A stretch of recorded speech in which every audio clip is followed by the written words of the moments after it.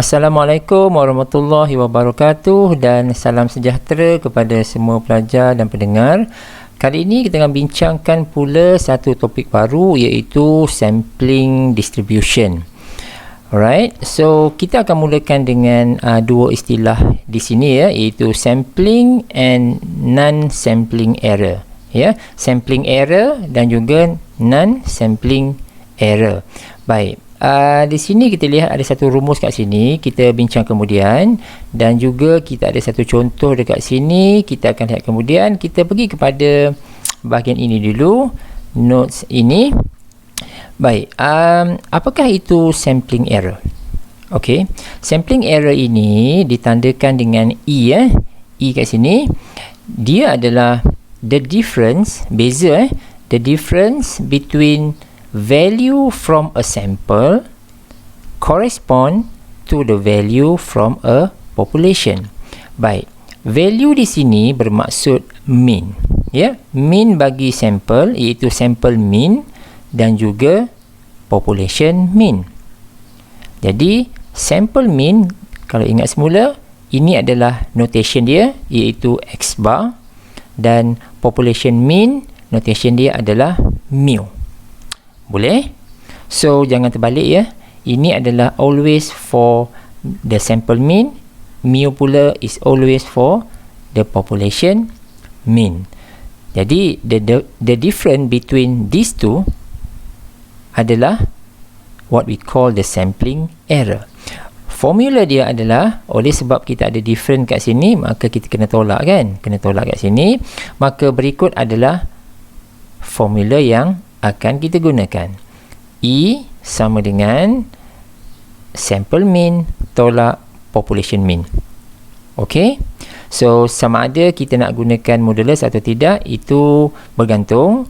So dalam modul ini tidak ditulis modulus, tapi kita boleh kita buat modulus.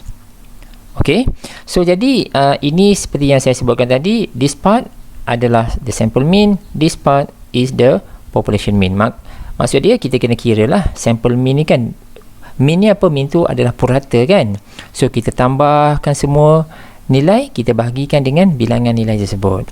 Yang mu pun sama juga, kita tambahkan semua sekali, kita bahagikan dengan bilangan nombor tersebut. So itu adalah perkara yang basic lah. So jadi saya nak membawa satu katakan kita dapat hasil, katakan ya, sample mean kita tolak dengan population mean, kita dapat hasil, katakan kita dapat 1.33. Ini contoh ya, contoh. What does it mean? Apa maksud 1.33 yang kita peroleh apabila kita tolakkan sample mean terhadap population mean? Jadi saya nak terangkan dulu, kalau kita tolak sample mean tolak population, kita dapat hasil berikut. Ini bermaksud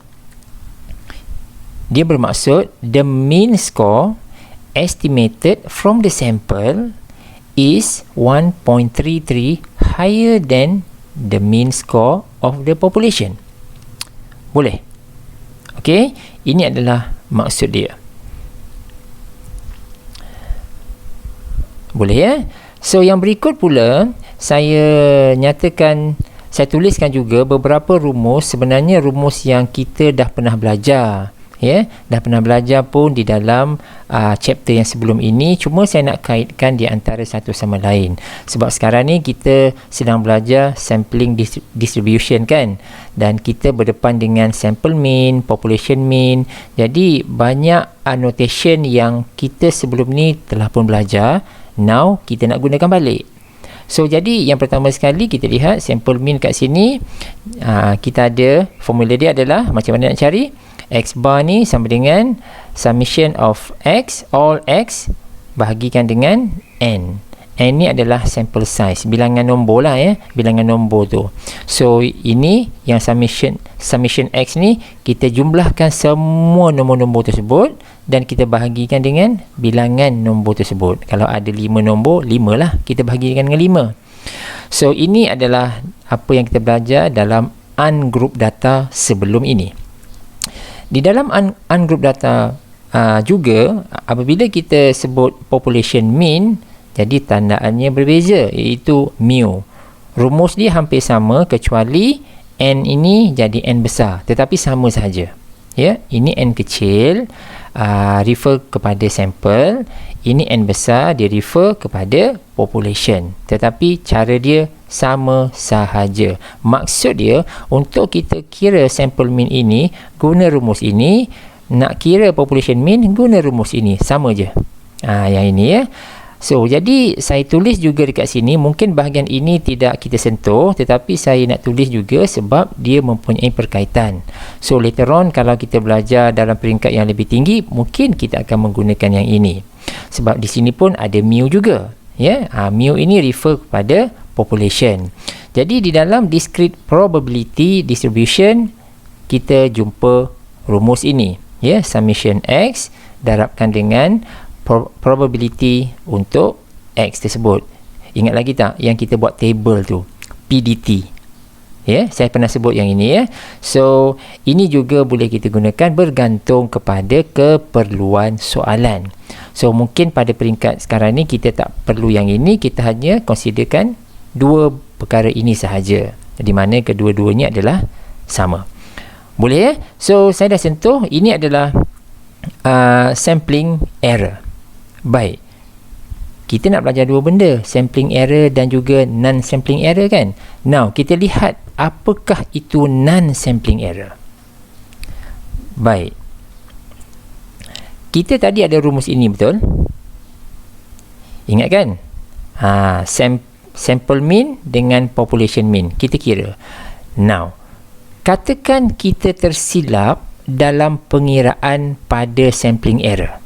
Katakan kita salah kira. Saya buat kat sini salah kira. Salah kira yang mana satu? Salah kira sample mean. Okey, instead of jawapan kita tadi jawapan kita berapa sekejap ya? Jawapan kita adalah 1.33 kan? Contoh ya. Contoh katakan 1.33 adalah yang asal punya, yang betul punya lah ya. Yang sampling error yang mula-mula dan katakan kita salah kira, kita tak dapat 1.33, kita dapat 2.0. Ini contoh ya, 2.0. Maka kita katakan the non-sampling error E juga adalah kita kena tolak 2.0 tolakkan dengan 1.33 yang kita dapat tadi. Maka 0.67 itulah yang merupakan the non-sampling error. Boleh ya? So, jangan tersilap. Yang 2.0 ini, walaupun kita silap kira dekat sini, 2.0 ini bukan non-sampling error lagi tau. Ya, ini hanya baru difference ni baru. Beza dia. Kan, kalau kita lihat istilah dia sekejap. Definition ni adalah the difference kan? The difference, beza kan? Di antara sample dengan population. Itu ya. Jadi, kalau kita lihat kat sini, beza dia adalah 2.0. Tetapi dalam non-sampling error, kita tak boleh kata lagi ini adalah the non-sampling error punya value. Belum lagi. So, the actual value for the non-sampling error adalah kena tolak. 2.0 kita tolakkan dengan 1.33. Ini adalah jawapan yang sebenar. Boleh ya? Okey, saya dah terangkan dua perkara kat sini. Kita lihat contoh yang kita ada. Okey, ini adalah our first example.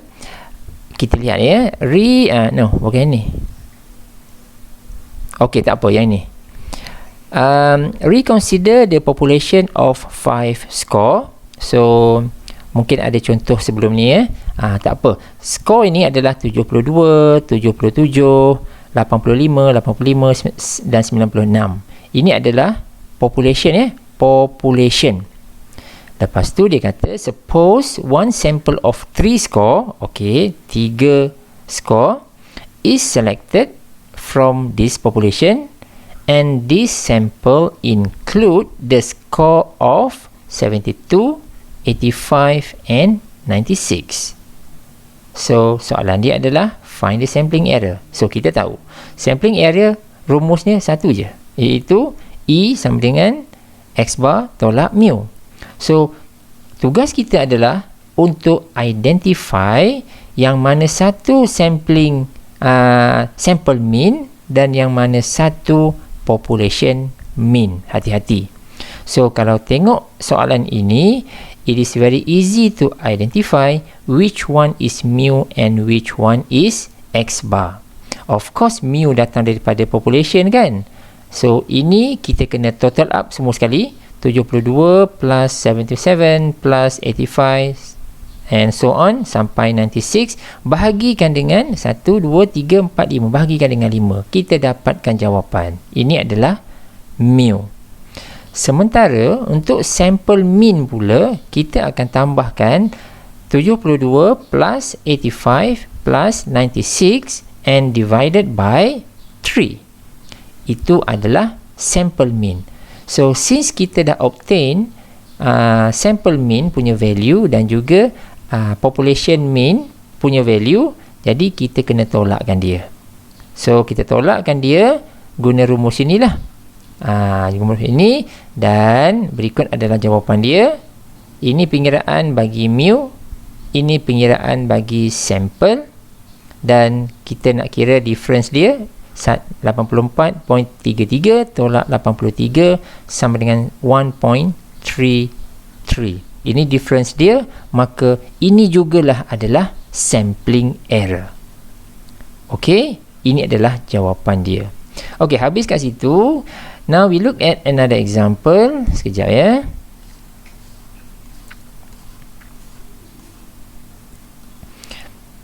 Okey. Contoh ini, this example, kita nak fokuskan kepada the non-sampling error. Ya, the non-sampling error. Find the non-sampling error. Jadi, kita akan considerkan contoh di atas tadi tu. Reconsider the population of 5 score. Suppose one sample of 3 score. Yang ni semua sama. Jadi, bila dia sama, kita akan mendapatkan mu. Mu ni sama ya, 83. And then the x bar is 84.33. Ini yang tadi. Jadi, the difference gonna be 1.33. Dan ini juga merupakan the sampling error punya value, iaitu E equal to 1.33. Boleh? Okey. Yang error tu bermula di sini.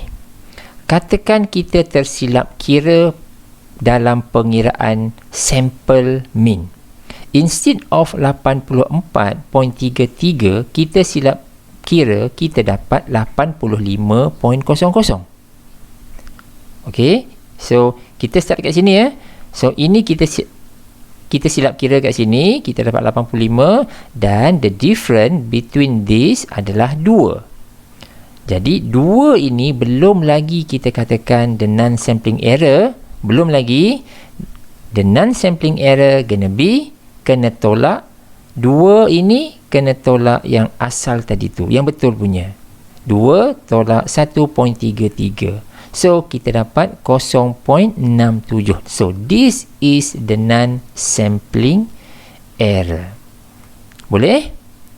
Okay guys, so sampai sini dulu teaching video kita. Saya telah pun menerangkan mengenai dua perkara, iaitu sampling error dan juga non-sampling error. Okay, thanks for watching. See you in the next video.